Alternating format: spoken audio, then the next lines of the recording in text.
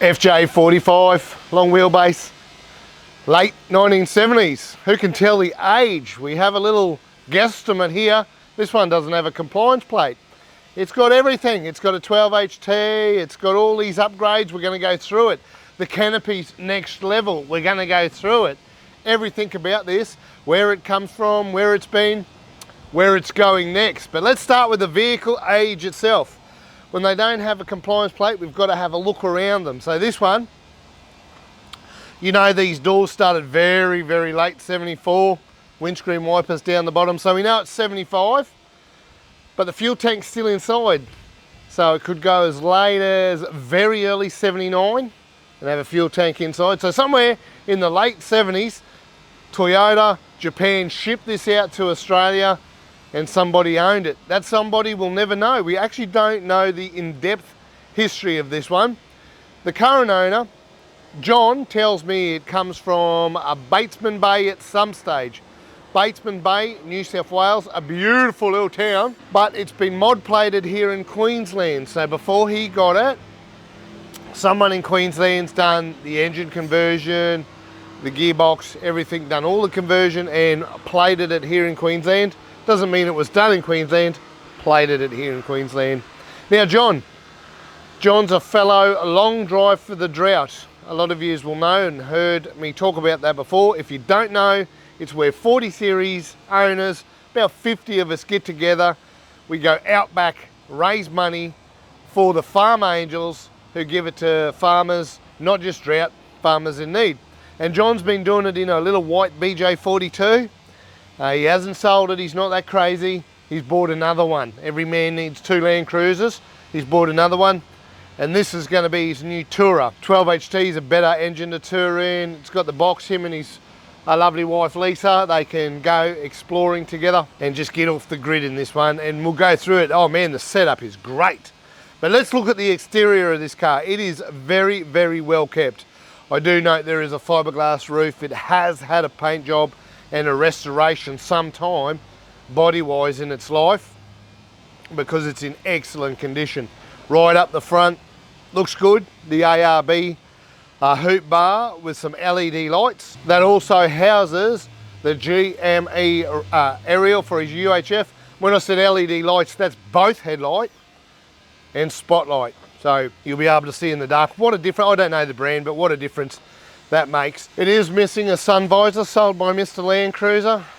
Highway sun visors in stock within a month. We'll have another 20 of them.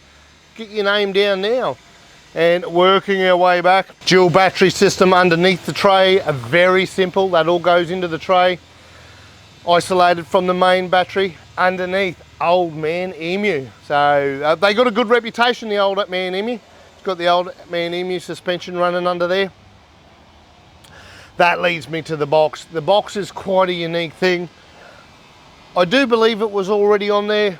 John has personalised it now, but I'll open one up. Now above me, the thing's got working lights on the outside, so you set up camp at night. It's got the big roof racks. You put a tinny up there, bedding, whatever you want. Very wide, a lot of space, perfect for a tinny. On this side is where you've got most of your electricals, your red arc systems. It's more just pure storage. We've got double swags. You pull out the swags, the other side's kitchen. We'll go there. Fishing rod holders. And when he's touring, all your bags, everything fits in there. Quite simple.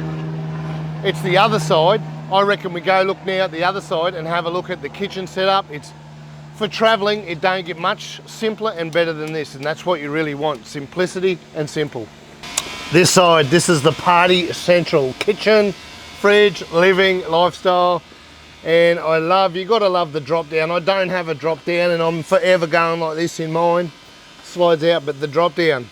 The kids can get their own lemonade and sherbets, and it's just a lot easier to access. What we've got behind the fridge here, I see, is a very large, it's probably 40-50 litres easy of water storage. So again, we're talking off-grid here, water storage, the fridge. Very simple system. Put it down, lock her into place. I think I'm doing it right. Never owned one. How bloody lovely is that? Moving on back, we've got a slide out tray that is for your kitchen, your tub. You can put a cooker on here, all your shelving, all your condiments. What's he got in here? Coffee, some burning stuff,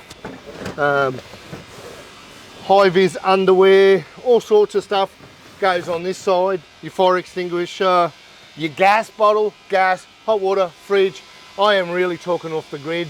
They're utilising space above my head as well for cleaning equipment and rags. It's just well set up. As somebody that tours in a 40 series, you want it simple. It's not about coffee machines and microwaves and pie ovens. You just want the necessities. You go bush, you set up quick, you're having a beer before you know it, and this is the type of setup for that.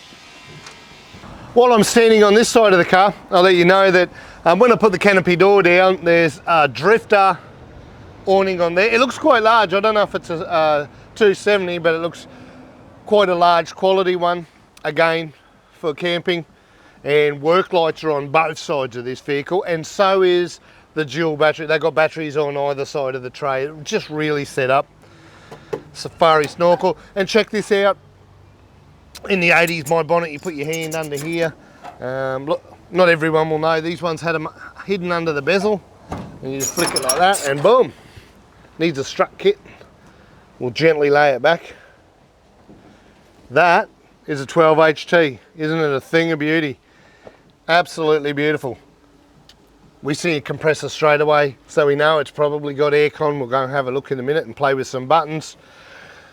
That's a reservoir, so we know it's got power steer. So this thing has got aircon, power steer, 5-speed, disc brakes, 12 HT, set up for touring. It's the real deal, this, and not a show pony, not a latte car. Bloody beautiful. There's not a great deal. I can't really talk about much. It's all sat in here quite stock. You mount a 12 HT like you'd mount a 2H, the same setup. You'd flow on with the power steer the same as you'd do it for a 2H, so it all goes in relatively easy. You've got to tweak your airbox and things like that, but this is a 12 HT. Let's start it up now and have a listen.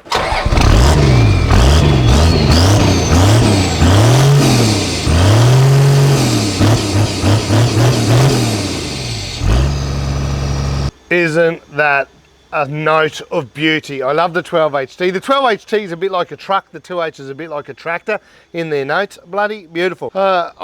Richard pointed it out. He goes, oh, look at this the other day when it came in. You don't normally, we see it there, they don't use both crossovers a lot, but somebody's gone for both crossovers and rerouted the whole system so it comes back over the engine, utilises the snorkel. It looks sick. It looks how Toyota designed it now. A lot of time, one of those is deleted and no longer needed. That's it under the bonnet. Just quickly around the back, I would utilise this to make my sandwiches. I'd put a chopping board here and maybe cut up my fish or whatever. It's got a third access around the back, more work lights around the back. This is really, you'd light up like a Christmas tree. It's right around the whole vehicle. Power inlet at the back, and above my head here is solar power, so we are talking off the grid, and we've got the solar power, the dual batteries, no need to plug this bad boy in. And the roller here is the giveaway that it probably was a tinny that used to go up here and not a swag or a rooftop, so bring on some fishing while you are living off the grid. Beautiful. It's bloody nice in here. It fits me and the dog, and there's room for somebody else. What a nice setup. There's a lot of room actually. The old ones with the fuel tank underneath. I'm not used to that setup. I'm actually finding it more comfortable than I thought. Heaps of room as far as bum height and stuff going. My big gut not hitting the steering wheel. This one, fiberglass roof, I've mentioned that, but then they've got the console, and what a nicely tidied up doozy that is. It's simple. His and her parcel areas, a Sony stereo, and of course a GME UHF. That's it. It's retained the pretty important you think of this to when you do if you're building your own custom one, you would need legalities. You need sun visors in there, so they fit in there lovely. And then it's got a couple of speakers for that stereo. That's it. We've moved down and look at that coffee cup holder. MrLandCruiser.com goes in the ashtray. Who smokes and uses the ashtray anyway? You could replace that, and those ones fit different size bottles. They've actually got this retractable bit. Every single cup holder that you buy has the UHF handle in there, so you can hang your handle holder. We also sell the phone holders, which is really handy to look down at your maps in that position as well. Leads me to the Oricon. It's got a second UHF.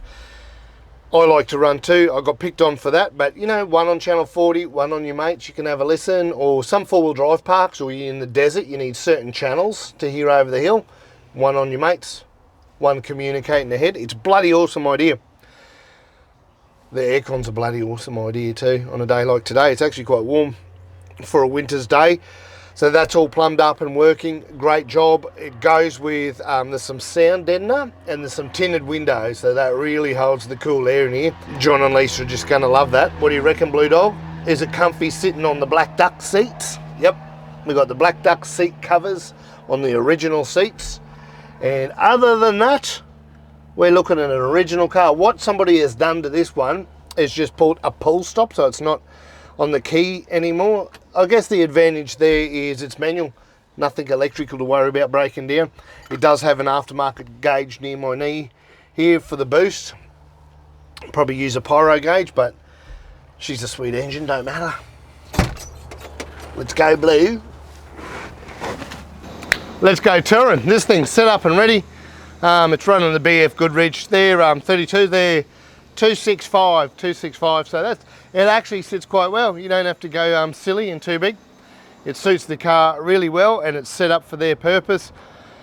Touring the Outback. This year we're going, I don't know the exact map, but word is we're heading out back along New South Wales, probably out as far as Wilkenya, a bit past Burke and Tilpa and out that way. Who knows? John and Lisa are going to do it in this car. They're going to be part of the long drive. So future plans is to tour. It's that simple. You've seen the setup. It's time to hit the road for these guys. It was only in here for a bit of maintenance. John has a tinker himself. Stuff that he requires a hoist. He got our hand. Watch out. Watch this space. FJ45 now with a 12 HT diesel.